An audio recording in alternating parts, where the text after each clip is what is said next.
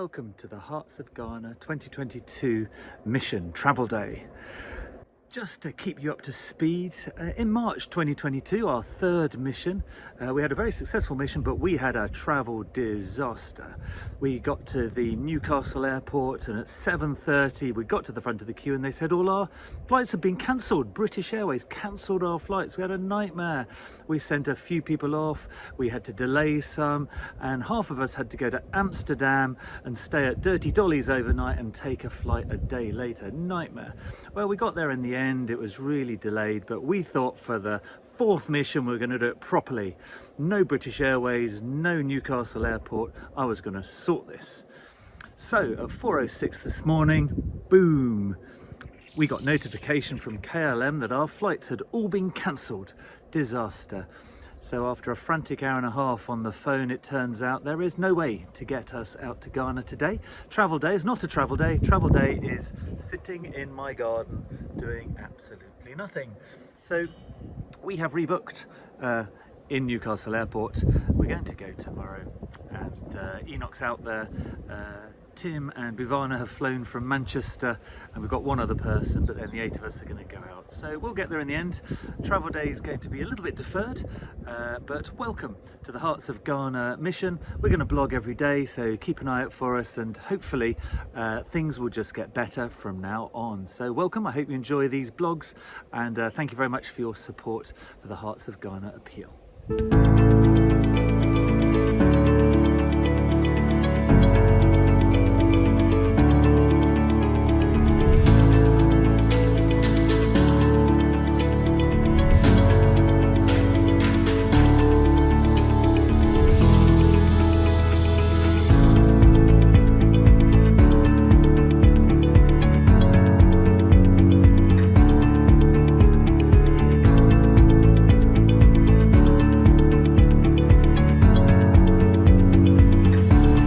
Hello, we've made it to the airport. We're finally here. Hooray! After only a whole day at home. Give us a wave, you grumpies.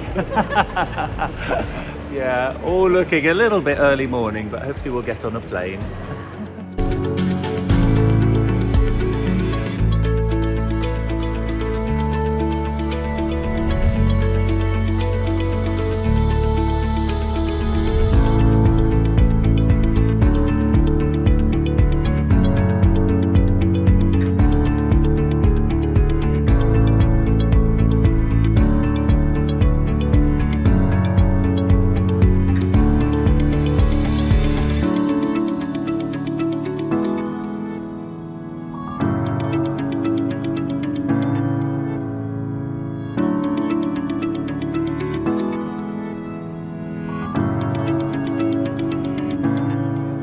Hello, so we're going to introduce you to the team. Richard, what's your name? How many times have you been on a mission and what are you doing?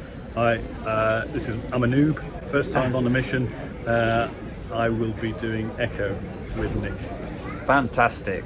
Welcome to Ghana.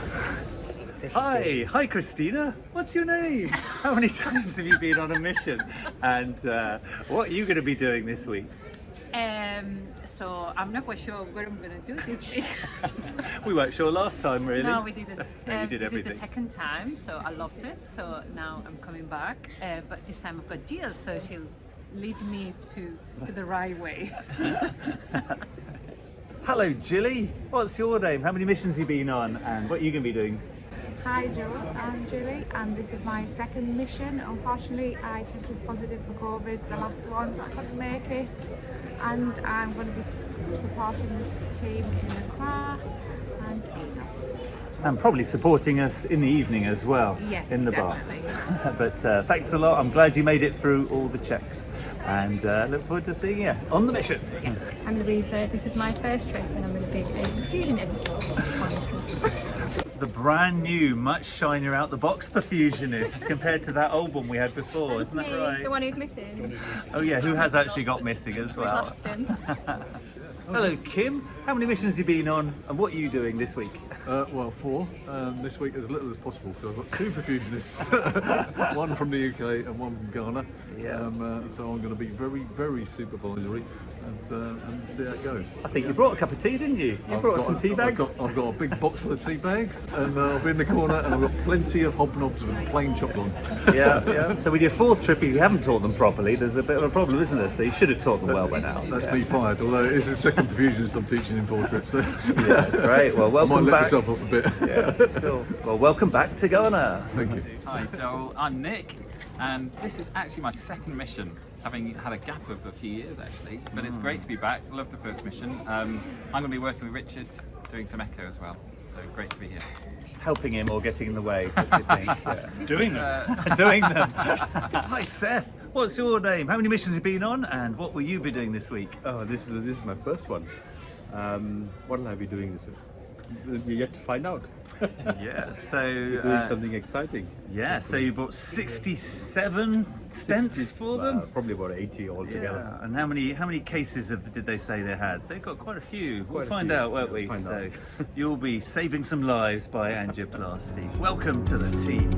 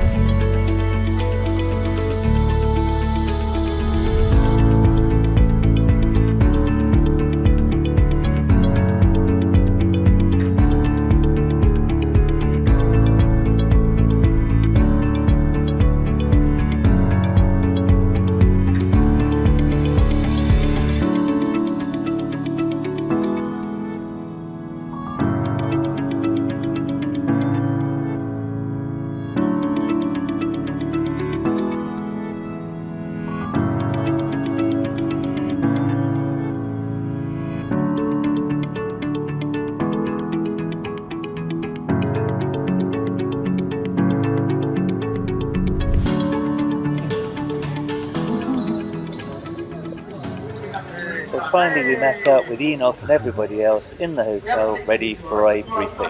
So today was a good day. We went with went to the hospital of Bath first thing this morning. Had a little tour, which we'll repeat again tomorrow for those of you who haven't been there before.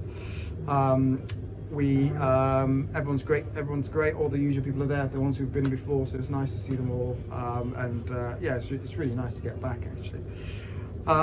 We did a huge ward round where we saw the patients, and we kind of had a bit of a discussion about what to do for the week. There are 18 inpatients, all expect to have an operation, and they're all not going to have an operation. They will do at some stage, but the plan was always to kind of work them up and just kind of understand what the pool is. And we're broadly going to try and do some difficult stuff while we're here and leave some easy stuff for the guys to do when we leave, but make sure that the diagnosis is secure and that we've got plans for them, etc., etc. So tomorrow, and I'll go through the patient in a second, but the plan tomorrow is we're going to try and do a case tomorrow because we just felt that we don't want to lose too much momentum. And we're also going to try and do some 2 case days, which we've actually never done in Ghana before. And we're also going to try and do a chronic dissection. So it's all going to be a bit tight and a bit challenging, which has never been done. So we're going to try and push the boat out a little bit. And when we go around and see the patients tomorrow, you'll kind of understand some of the reasons why we've made those decisions. So the plan tomorrow is that we will all go in at 7:30 bus arrives, so maybe meet at 7 for breakfast, 7:30 leave, so that we're in the hospital for 8.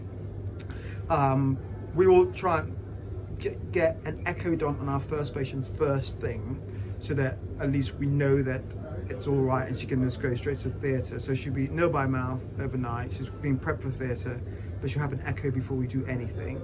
So as soon as we get there, I'll get you guys to peel off and sort. What do we think, John? She's got severe mitral regurgitation. Mitral. She's a 46-year-old lady. She's a teacher. She has about a 2 or 3 year history of worsening shortness of breath. She's had a couple of admissions with acute decompensated heart failure. And she's had an echo that shows severe mitral regurgitation. She's the one with anterior leaflet prolapse. We talked a bit about whether we should repair her or not. The Ghanaians actually aren't that keen because, yeah, I can see that anterior leaflets, 10 years, 80%, 70%, you know, she's got no prospect of ever having a redo. She definitely doesn't have children, and she wants a fix that will last forever. So I think on balance, we just got a mechanical mitral valve. So you'll do that first, whilst the rest of us we'll all go and get changed first. You do the echo, and then we will, once you've done that one echo, we will then kind of have a bit of a ward round about the patients and just go through stuff. Really with a cardiology focus, because Tim, you've kind of got a sense of them already. So the idea would be that you will go, once the echo's done, you go straight to theatre and start setting up and getting us going. And Bhavana, you're going to go at 8, you're just going to go straight to teaching downstairs. So we'll kind of all peel off into separate directions. You will stay with us to go through the patients, if that's okay, and you go to theatre with them, Bhavana. So that's travel day. Enoch's done a huge amount of work with Tim and Bhuvana. We've actually got a really busy day ahead of us tomorrow. Tune in. And I'm just going to leave you with Sammy Conda has set us up an absolutely amazing pharmacy full of completely free drugs for all these patients so that they don't have to pay for it. So huge thank you to Sammy, and I will show you around his pharmacy. Good morning, Team Cardio. We have our medicine set, ready, all labeled and arranged nicely on the shelves. So this is how the area looks like now. We have the infusions on the right, and we have sterile water for injection. We have dextrose 5% in normal saline DNS. On the left hand side is the shelf which has our protamine, enoxaparin, heparin, vecuronium, neostigmine, warfarin oral, clindamycin oral, and then piperacillin, tazobactam IV, and O7 IV, which is ceftriaxone IV. Under it, we have a list of drugs. We have the metaraminol, we have the vasopressin, the butamine, adenosine, atropine, digoxin, labetalol, clonidine, phenylephrine, atropine, haloperidol, flumazenil, and then furosemide, all nicely arranged here.